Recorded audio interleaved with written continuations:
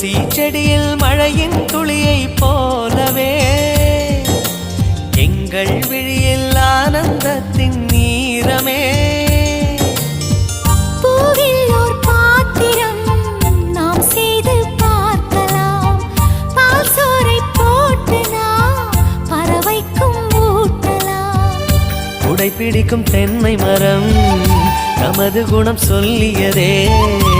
நாட்கள் யாவுமே வசந்தங்கள் வீச வாழ்ந்திருப்போமே.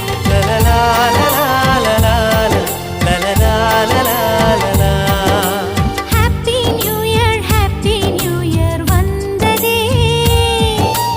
அன்பை சொல்லி ஆசை உள்ளம் துள்ளுதே.